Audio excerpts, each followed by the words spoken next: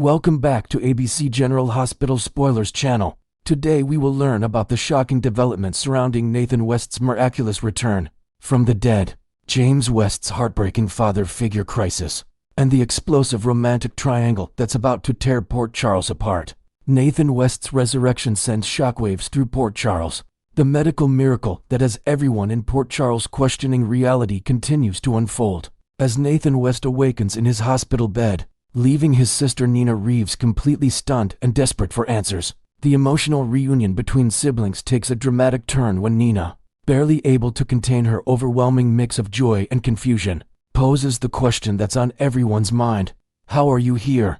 The weight of this moment cannot be understated, as Nathan's presumed death had devastated his family and left lasting scars on everyone who loved him. Nina's interrogation of her brother promises to reveal explosive secrets that have been buried for months, potentially involving dangerous enemies, medical conspiracies, or even witness protection scenarios that could explain Nathan's mysterious absence from Port Charles. The hospital room becomes a pressure cooker of emotions as Nina struggles to process the reality of her brother's survival, while simultaneously fearing that his enemies might still be lurking in the shadows, ready to finish what they started. James West's heartbreaking father figure dilemma. At the prestigious Quartermaines stables, young James West finds himself caught in an emotional whirlwind that threatens to reshape his understanding of family and belonging. The vulnerable boy's confession that he sometimes wishes Cody Bell were his father reveals the deep psychological impact of growing up without a strong paternal presence in his life. This innocent yet profound statement creates an atmosphere thick with unspoken truths and dangerous secrets that could explode at any moment. Felicia Scorpio's presence during James' emotional revelation transforms what should be a private moment into a minefield of complications. Having just witnessed Nathan's miraculous awakening in the hospital, Felicia finds herself in the impossible position of knowing that James' real father is alive, while being unable to share this life-changing information. The moral dilemma weighs heavily on her conscience as she watches the young boy yearn for a father figure, unaware that his biological father has returned from what everyone believed was certain death. The decision to keep James in the dark about Nathan's survival becomes increasingly difficult, as the boy's emotional needs clash with the adult's desire to protect him from potential danger. The stable setting, typically associated with strength and nobility, becomes a symbol of the fragile foundation upon which James has built his understanding of family, making his eventual discovery of the truth all the more dramatic and potentially devastating. The Robinson family crisis reaches breaking point. Trina Robinson's desperate attempt to salvage her parents' crumbling marriage leads her to confront Jordan Ashford in what promises to be one of the most emotionally charged conversations in recent General Hospital history. The young woman's fierce loyalty to her family drives her to grill Jordan about her true intentions regarding Curtis Ashford, as suspicions about romantic interference threaten to destroy everything Portia Robinson has worked to build. Jordan's attempts to reassure Trina that she has no romantic designs on Curtis fall on skeptical ears, as the complex history between all parties involved makes every interaction suspect. The conversation reveals the deep-seated insecurities and fears that have been festering beneath the surface of the Robinson family dynamics, with Trina caught between her desire to help and her recognition that some battles must be fought by the adults involved. The Drew Kane case continues to cast a dark shadow over the Robinson family, with Trina desperately seeking ways to clear any suspicion from her parents, while simultaneously trying to repair the growing chasm between Curtis and Portia. Jordan's advice for Trina to step back and do nothing reflects the dangerous nature of the situation and the potential for well-meaning interference to make matters exponentially worse. Curtis and Marshall's private confrontation. The father-son relationship between Marshall and Curtis Ashford faces its most challenging test yet, as Marshall directly questions whether Curtis believes Portia could be guilty of serious wrongdoing. This private conversation represents a turning point in their relationship, as Marshall forces Curtis to confront the uncomfortable truth about his doubts regarding his wife's innocence. Curtis's admission that he's no longer certain what to think about Portia reveals the profound erosion of trust that has been eating away at their marriage. The weight of uncertainty hangs heavy between father and son as they navigate the treacherous waters of loyalty, love, and the possibility that someone they both care about may have crossed ethical or legal boundaries. Marshall's position as both family patriarch and voice of reason becomes increasingly complex, as he attempts to guide his son through this marital crisis while maintaining relationships with all parties involved. The private nature of their discussion underscores the sensitive dynamics at play and the potential for explosive revelations that could tear multiple families apart. Portia's romantic revenge strategy. Fed up with Curtis's growing doubts and emotional distance, Portia Robinson makes a calculated decision that threatens to change the romantic landscape of Port Charles forever. Her sudden change of heart regarding Isaiah Gannon represents more than just a romantic pivot. It's a strategic move designed to reclaim her power and independence in the face of marital uncertainty. Portia's approach to Isaiah with her reconsideration of their potential romance comes at a moment when her confidence has been shaken but her determination remains strong. The timing of this romantic pivot suggests that Portia is not simply following her heart, but is making a deliberate choice to explore options that could provide her with the emotional support and validation that her marriage currently lacks. Isaiah's enthusiastic response to Portia's overture sets the stage for a romantic triangle that could have far-reaching consequences for multiple families in Port Charles. The medical professional's genuine interest in Portia, combined with the current instability in her marriage, creates the perfect storm for passionate encounters and dramatic confrontations that will keep viewers on the edge of their seats. The Quartermaine family's dangerous mission. Brooklyn Quartermaine's urgent conversation with Ned Quartermaine aboard their private jet reveals the high stakes involved in their mission to locate Tracy Quartermaine. The tension between father and daughter reaches a crescendo as Brooklyn demands that Ned stop dancing around whatever crucial information he's been withholding. The jet setting adds an element of urgency and isolation to their conversation, creating the perfect environment for long overdue revelations and family secrets to finally surface. Brooklyn's frustrated demand for Ned to spit out whatever he's trying to say suggests that the stakes of their mission to find Tracy are higher than initially apparent. Ned's likely encouragement for Brooklyn to reconcile with Lois Trullo introduces another layer of family drama that threatens to complicate their already dangerous mission. The appearance of Lois in upcoming scenes promises to bring additional emotional baggage and unresolved conflicts that could either strengthen or further fracture the Quartermaine family bonds. Meanwhile, Tracy's decision to take a risk suggests that the family matriarch has gotten herself into serious trouble, potentially putting herself in physical danger or legal jeopardy that will require all of her family's resources to resolve. The race against time to reach Tracy before her situation becomes irreversibly dangerous adds urgency to the family's rescue mission and sets the stage for dramatic confrontations and unexpected alliances.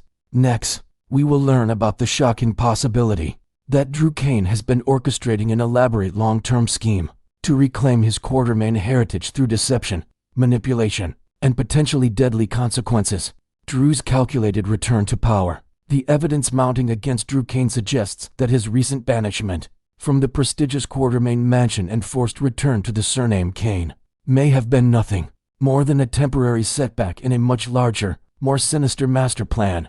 Despite appearing to accept his exile with resignation, Drew's actions behind the scenes reveal a man who never truly abandoned his quest for the Quartermaine fortune and legacy. His strategic positioning throughout Monica Quartermaine's final months indicates someone who was not only anticipating her eventual passing but actively preparing to capitalize on the family matriarch's death. The timing of various events surrounding Monica's deteriorating health and Drew's subsequent movements through Port Charles society paint a disturbing picture of premeditation. His careful cultivation of relationships with key family members, his subtle inquiries about Monica's will and estate planning, and his seemingly innocent visits to the Quartermaine mansion all take on a much more calculated appearance when viewed through the lens of a potential inheritance scheme. The mysterious letter that changes everything. The discovery of the letter from Monica's alleged long-lost sister in Drew's residence represents the most damning piece of evidence in this unfolding conspiracy. Martin Gray's accidental uncovering of this correspondence, carelessly discarded and defaced with children's crayon drawings, raises immediate red flags about Drew's true involvement in Monica's final chapter. The letter, supposedly from Erica Slezak's character claiming to be Monica's sister, appeared to have been used as mere scribbled paper by either Wiley or Amelia Corinthos during their stay at Drew's home. Drew's dismissive explanation that the letter must have accidentally traveled from the Quartermaine house with Willow Tate and the children seems increasingly hollow under scrutiny. The casual way he brushed off Martin's discovery suggests someone desperately trying to deflect attention from evidence that could expose his entire operation. The fact that such a potentially precious document ended up in his possession, rather than remaining safely in Monica's hands or among her personal effects, demands serious investigation. The condition of the letter itself tells a story of deliberate neglect and disrespect that stands in stark contrast to how Monica would have treasured such a connection to her unknown family. For a woman who grew up as an orphan under the care of Gail Adamson Baldwin, any authentic communication from a long-lost sibling would have been treated as a priceless artifact, carefully preserved and cherished. Monica's orphan background makes the story even more suspicious. Monica Quartermaine's tragic backstory as an orphan who never knew her biological family makes the emergence of this alleged sister particularly suspect.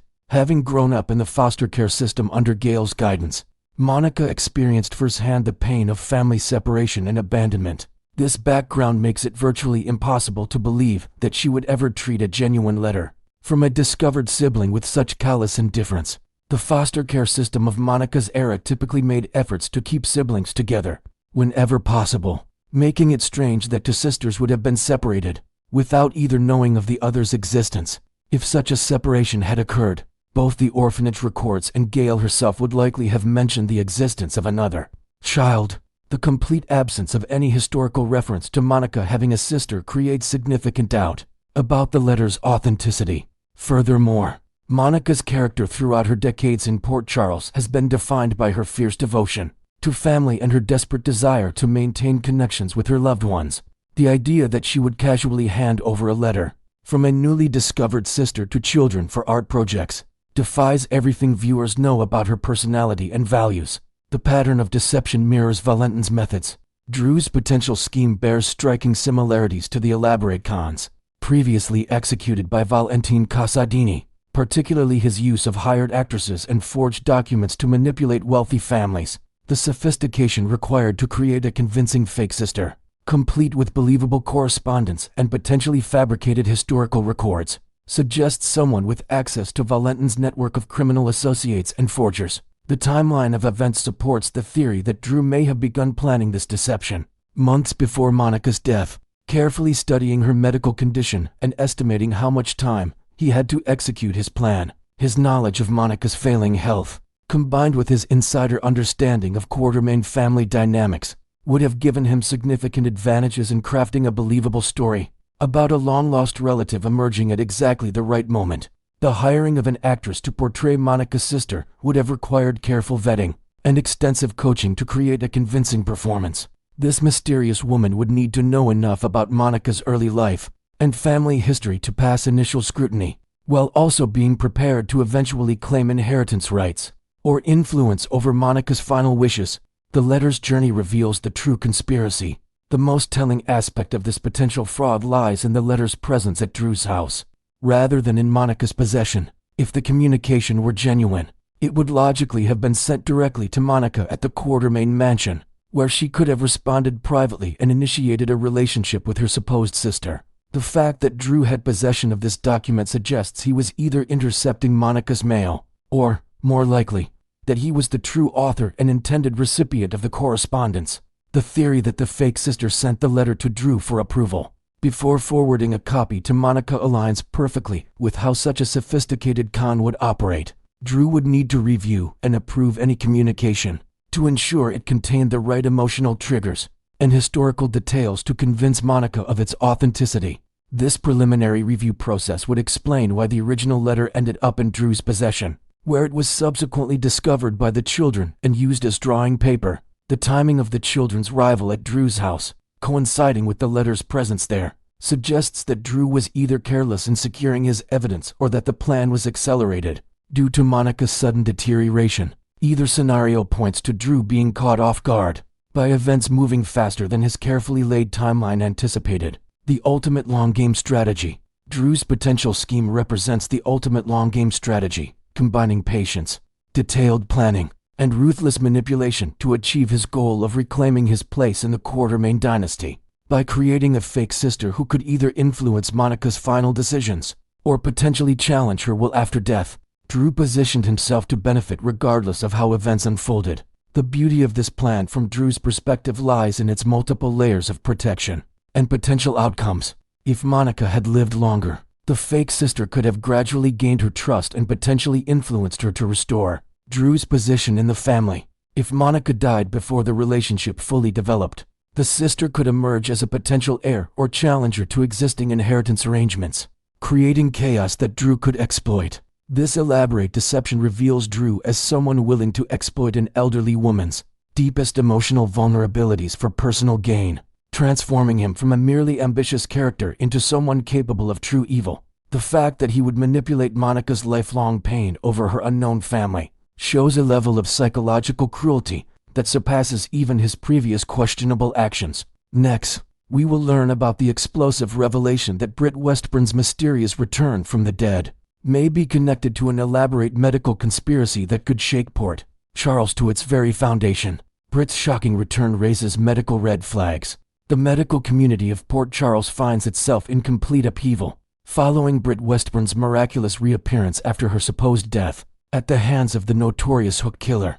Her clandestine meeting with Dr. Lucas Jones has unleashed a torrent of questions that threaten to expose a conspiracy of unprecedented proportions. During their intense hospital consultation, Lucas delivered the bombshell observation that completely contradicts years of established medical history.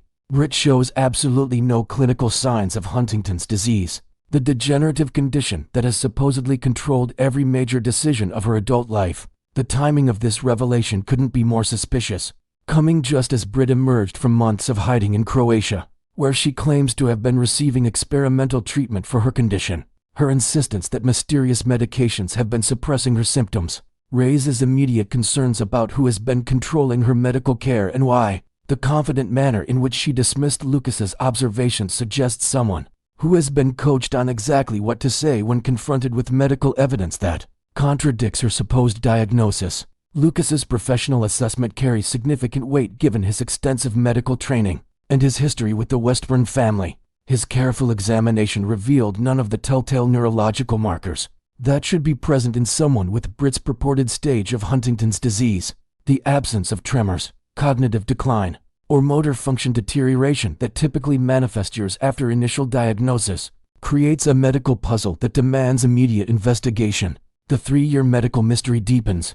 Britt's urgent insistence that Lucas examine her medical records from 3 years ago reveals someone desperately trying to maintain a narrative that may be built entirely on fabricated evidence. Her seemingly calm exterior during this conversation masked what sources close to the situation describe as barely contained panic, suggesting she knows far more about her medical situation than she's revealing. The specific time frame she referenced, exactly 3 years ago, coincides with several major WSB operations in Europe and raises questions about whether her diagnosis was part of a larger intelligence scheme. The medical records she's pushing Lucas to examine may themselves be part of an elaborate deception designed to keep her under the control of unknown operatives.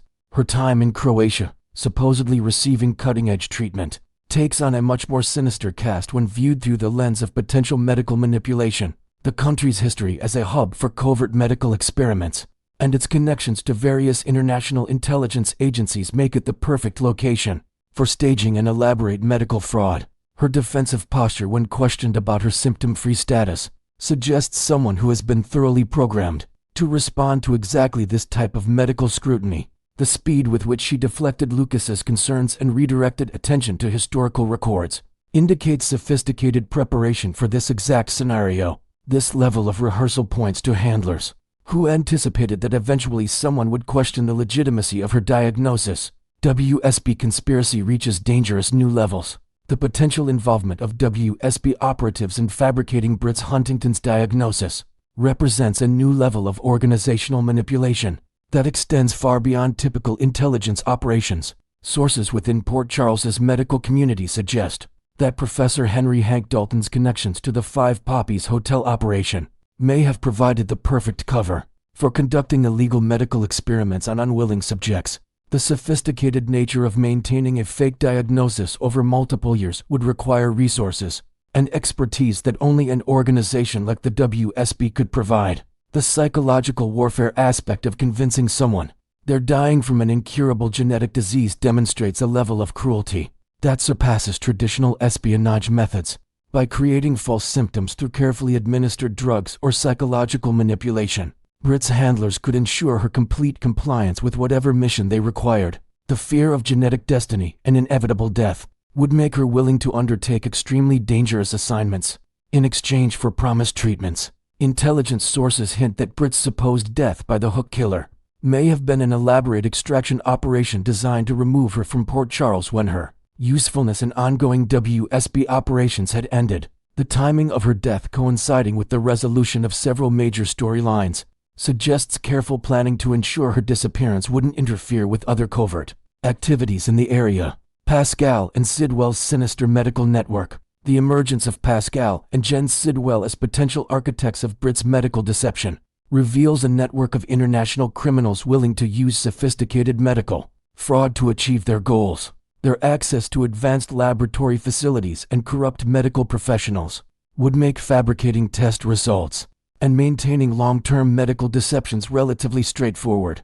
The psychological impact of a false terminal diagnosis would create the perfect leverage to control someone with Britt's medical expertise and family connections. Sidwell's history of using medical professionals for illegal activities suggests he may have viewed Britt as the perfect asset, someone whose supposed illness would make her desperate enough to participate in dangerous research. While her medical credentials provided legitimacy to their operations, the months she spent in Croatia may have involved not treatment for Huntington's disease, but intensive training in biochemical weapons development or pharmaceutical espionage. The medications Britt believes are treating her condition may actually be sophisticated placebos, designed to maintain the psychological illusion of illness, while keeping her dependent on her handlers. This type of long-term pharmaceutical manipulation requires extensive medical knowledge and resources that align perfectly with Sidwell's known criminal enterprises in Eastern Europe. The dangerous path to truth. Britt's subtle investigation into her own medical history represents one of the most dangerous games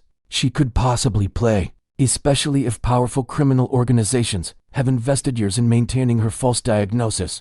Her careful approach to getting Lucas to verify her records suggests she's already suspicious about the authenticity of her condition, but needs medical confirmation before taking more drastic action. This methodical approach to uncovering the truth demonstrates the calculating intelligence that made her valuable to her handlers in the first place. The risk she faces in exposing this conspiracy extends far beyond personal safety. Revealing the truth about her fake diagnosis could unravel multiple international criminal operations and expose the identities of undercover operatives across several countries. Her handlers would view any attempt to expose their deception as an unacceptable security breach that would require immediate and permanent silencing. Her decision to involve Lucas in her investigation may be strategically brilliant or potentially catastrophic, depending on whether her former captors are still monitoring her activities in Port Charles. By using someone with legitimate medical credentials to verify her suspicions, she's creating documentation that would be difficult to suppress or discredit. If something happens to her, family connections complicate the conspiracy. The potential involvement of Liesel Obrecht and Nina Reeves in Britt's situation adds multiple layers of complexity to an already dangerous investigation.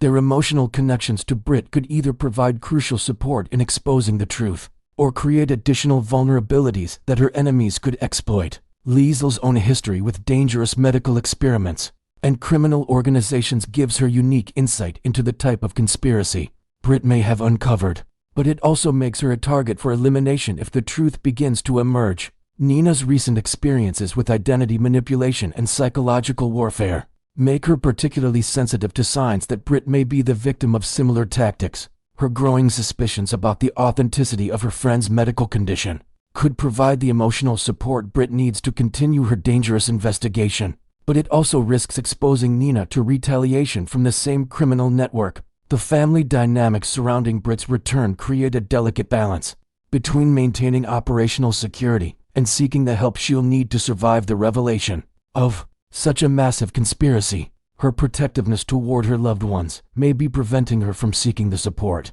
she desperately needs, potentially making her an easier target for elimination. Jason Morgan's WSB connection could be key. Jason Morgan's extensive history with WSB operations positions him as potentially the most valuable ally Britt could have in unraveling the conspiracy surrounding her false diagnosis.